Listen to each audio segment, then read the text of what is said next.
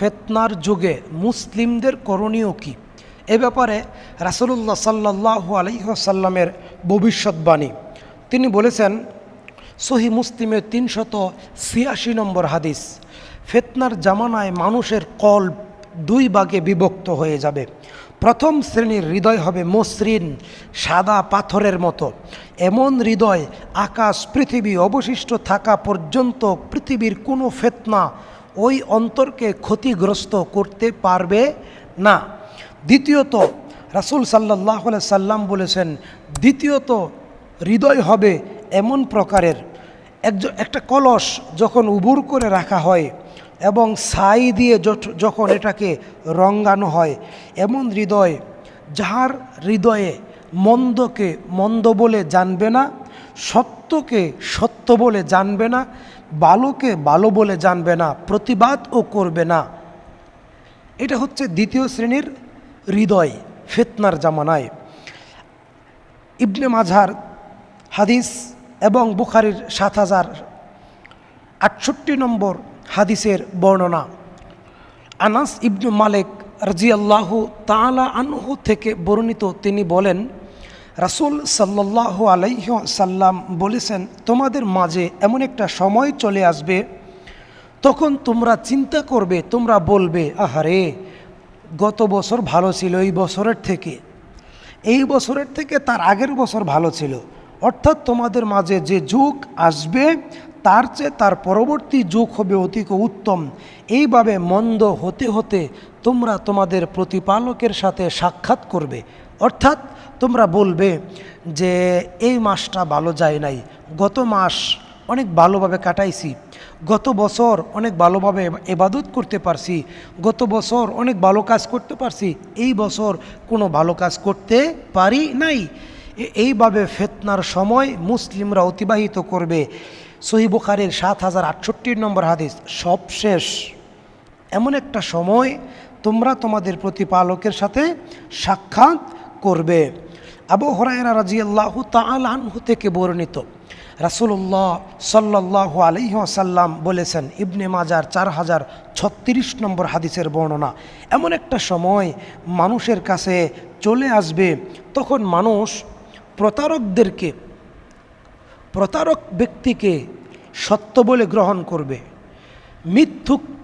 মিথ্যাবাদীকে সত্যবাদী বলে গ্রহণ করবে, ধোঁকাকে মানুষ উত্তম বস্তু মনে করবে, খেয়ানতদার ব্যক্তিকে আমানতদার রূপে গ্রহণ করবে এবং সবচেয়ে চরিত্রহীন ব্যক্তিকে মানুষ উত্তম চরিত্রের বিষয় মনে করবে। এবং যখন জনসাধারণের ব্যাপারকে তুচ্ছ লোক মুখ চালাবে। রাসূলুল্লাহ সাল্লাল্লাহু আলাইহি সাল্লাম এইভাবে তিনি তার উম্মতদের মধ্যে ফিতনার বিষয়গুলো প্রচার করে গেছেন। রাসূলুল্লাহ সাল্লাল্লাহু আলাইহি ওয়াসাল্লাম বলেছেন, সহিহ মুসলিমের 7429 নম্বর হাদিসের বর্ণনা, অদূর ভবিষ্যতে ফিতনার জামানায় তিনি বলেছেন, দণ্ডায়মান ব্যক্তি হবে, শোয়া ব্যক্তির চাইতে বসা ব্যক্তি উত্তম হবে, বসা ব্যক্তির চাইতে দাঁড়ায়মান দণ্ডায়মান ব্যক্তি উত্তম হবে, বিচরণকারী ব্যক্তির চাইতে ধাবমান ব্যক্তি উত্তম হবে, নিদ্রিত ব্যক্তির চাইতে জাগ্রত ব্যক্তি উত্তম হবে, জাগ্রত ব্যক্তির চাইতে দণ্ডায়মান ব্যক্তি উত্তম হবে। যে ব্যক্তি তার প্রতি উকি দিয়ে দেখবে ফিতনা তাকে গ্রাস করবে, অতঃপর যে কেউ সে সময় কোনো আশ্রয়স্থল পায় সে যেন সেখানে গিয়ে আশ্রয় গ্রহণ করে। রাসূল সাল্লাল্লাহু আলাইহি সাল্লাম বলেছেন, এভাবে ফিতনা আসবে। আবু সাঈদ খুদরি রাদিয়াল্লাহু তাআলা আনহু থেকে বর্ণিত, ফিতনার জামানায় মুসলিমদের করণীয় কী, তিনি বলেন, মানুষের উপর এমন একটা যুগ চলে আসবে যখন মুসলিমদের শ্রেষ্ঠ সম্পদ হবে ভেড়া, ছাগল, গরু। তাই নিয়ে পর্বত শিখরে জীবনযাপন করবে, পানির জায়গাতে চলে যাবে, সে সেখানে নির্জনভাবে জীবনযাপন করবে। পৃথিবীর কোনো ফিতনা তাকে গ্রাস করতে পারবে না। রাসূলুল্লাহ সাল্লাল্লাহু আলাইহি সাল্লাম বলছেন, ভবিষ্যতে ফিতনা ও বিচ্ছিন্নতা দেখা দিবে। সুতরাং সে সময় এলে তুমি তরবারি ভেঙে ফেলো, কাঠের দ্বারা তরবারি বানিয়ে নিও। অর্থাৎ রাসূলুল্লাহ সাল্লাল্লাহু আলাইহি সাল্লাম বলেছেন, অদূর ভবিষ্যতে ফিতনা দেখতে পাবে। তখন তোমরা অনেক মতানৈক্য দেখতে পাবে। এক একজন আলেম এক এক প্রকারের বক্তব্য দিচ্ছে, এক একজন আলেম এক এক প্রকারের দাওয়াত দিচ্ছে। সবাই নিজেকে হকের দাবিদার বলে প্রমাণ করতে চাচ্ছে। যে কোনো তরিকার আলেম, যে কোনো তরিকায় মানুষ ইবাদত করে এবং সবাই নিজেকে কি করতে চাচ্ছে? সত্যবাদী বলে প্রমাণিত করতে চাচ্ছে। সেই সময় রাসূল সাল্লাল্লাহু আলাইহি ওয়াসাল্লাম বলছেন, তোমরা কখনো কোনো ফিতনায় প্রবেশ করবে না। তখন তোমরা একা একা নির্জনে বসবাস করবে এবং খাঁটি অন্তর নিয়ে তোমরা তোমাদের রবের ইবাদত করতে থাকবে। মুআজ ইবনু জাবাল রাদিয়াল্লাহু তাআলা আনহু থেকে বর্ণিত, তিনি বলেন, রাসূল সাল্লাল্লাহু আলাইহি সাল্লাম বলেছেন, যে ব্যক্তি 5টির একটি পালন করবে সে আল্লাহর জিম্মায় চলে যাবে। কোনো রোগীর সাথে 1 নম্বর কোনো রোগীর সাথে সাক্ষাৎ করে তার অবস্থা জানবে। 2 নম্বর জিহাদে অবস্থান করবে। 3 নম্বর ইমাম বা নেতার নিকট শ্রদ্ধা ও সম্মান জ্ঞাপনের উদ্দেশ্যে আগমন করবে। 4 নম্বর প্রকাশ্যে কুফরি শুরু হলে ইমামের বিরুদ্ধে যুদ্ধ বিদ্রোহ ঘোষণা না করে স্বগৃহে অবস্থান করবে। 5 নম্বর অন্যান্য শক্তি হতে জনগণ এবং জনগণের বিচ্ছিন্ন অত্যাচার থেকে নিরাপদ থাকবে।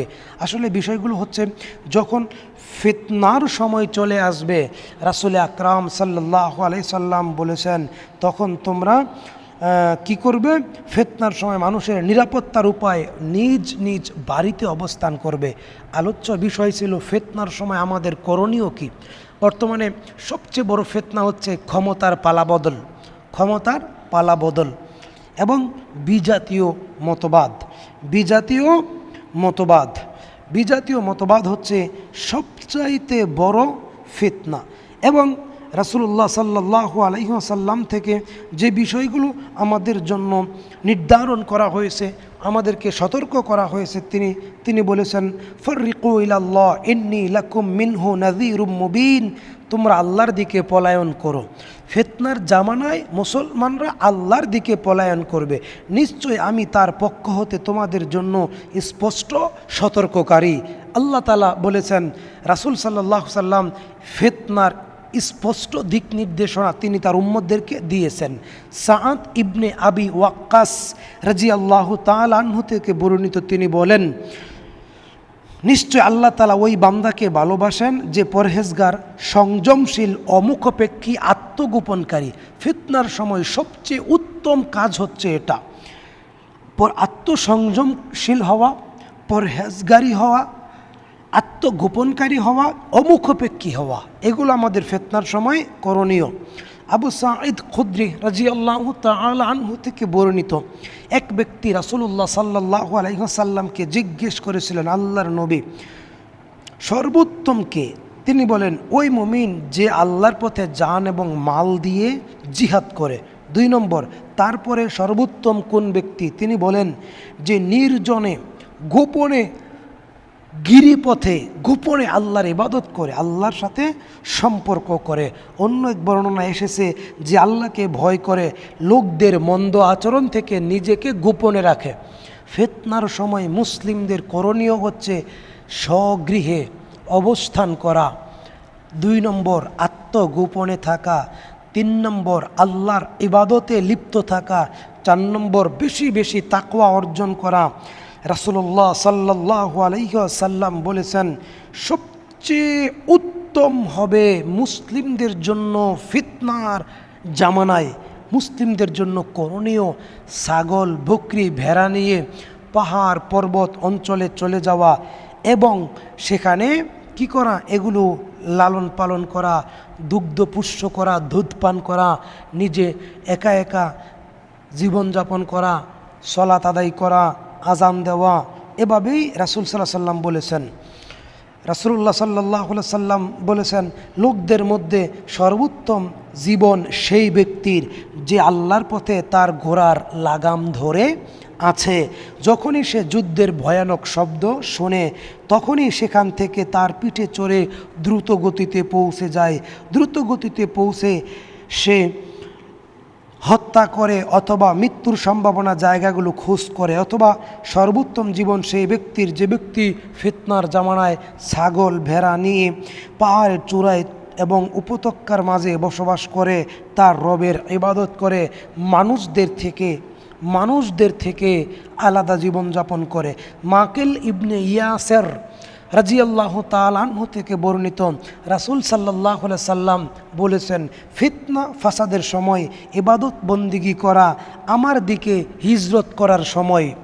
ফিতনা ফাসাদের সময় ইবাদত বন্দিগি করা রাসূলুল্লাহ সাল্লাল্লাহু আলাইহি ওয়াসাল্লামের দিকে হিজরত করার সমতুল্য।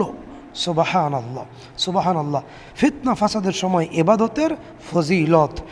রাসূলুল্লাহ সাল্লাল্লাহু আলাইহি ওয়াসাল্লাম বলেছেন, তোমাদের পরবর্তীতে আছে ধৈর্যের যুগ, সে যুগে ধৈর্যশীল হবে মুষ্টিতে অঙ্গার ধরার মতো। অর্থাৎ রাসূলুল্লাহ সাল্লাল্লাহু আলাইহি ওয়াসাল্লাম বলছেন, কিয়ামতের আগে এমনভাবে ফিতনা ছড়াবে, হাতের তালুতে জ্বলন্ত অঙ্গার রাখা, জ্বলন্ত কয়লা রাখা যেরকম কঠিন হয়ে যাবে, তার থেকে বেশি কঠিন হবে, তার থেকে অনেক বেশি কঠিন হবে ইবাদতের উপরে দৃঢ় থাকা, আমলের উপরে দৃঢ় থাকা, ইমানকে বজায় রেখে জীবনযাপন করা, ইমান রক্ষা করা। রাসূল সাল্লাল্লাহু আলাইহি ওয়াসাল্লাম বলেছেন, সে সকালবেলা থাকবে ইমানদার, বিকালবেলায় থাকবে কাফের, বিকালবেলায় থাকবে, সন্ধ্যাবেলায় থাকবে কাফের, সকালবেলায় থাকবে ইমানদার। রাসূলুল্লাহ সাল্লাল্লাহু আলাইহি সাল্লাম বলেছেন, ঠিক সেই ফিতনার জামানায় আমার উম্মতের কোনো ব্যক্তি যদি বিশুদ্ধ একটি খাঁটি সুন্নতের উপরে টিকে থাকে, বিশুদ্ধ একটি খাঁটি সুন্নতের আমল করে, তিনি বলেছেন সে ব্যক্তি 50 জন শহীদের সমপরিমাণ নেকি লাভ করবে। সুবহানাল্লাহ, 50 জন শহীদের সমপরিমাণ নেকি লাভ করবে। সাহাবায়ে কেরাম বললেন, আল্লাহর নবী 50 জন শহীদের সমপরিমাণ নেকি লাভ করবে? জি। আচ্ছা, তাহলে তারা কি সেই সময়ের 50 জন নাকি বর্তমান সময়ের? তখন তিনি মুহাম্মদ সাল্লাল্লাহু আলাইহি সাল্লাম বলেন, তোমাদের মধ্য হতে 50 জন শহীদদের সমান সওয়াব আল্লাহ পাক তাকে দান করবেন। কোন ব্যক্তিকে?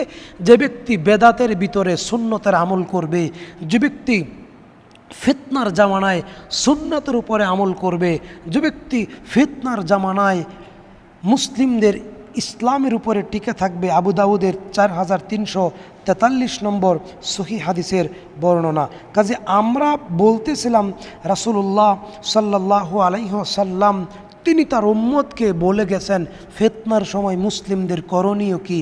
আল্লাহ তাআলা আমাদেরকে ফিতনা মুক্ত জীবনযাপন করার তৌফিক দান করুন।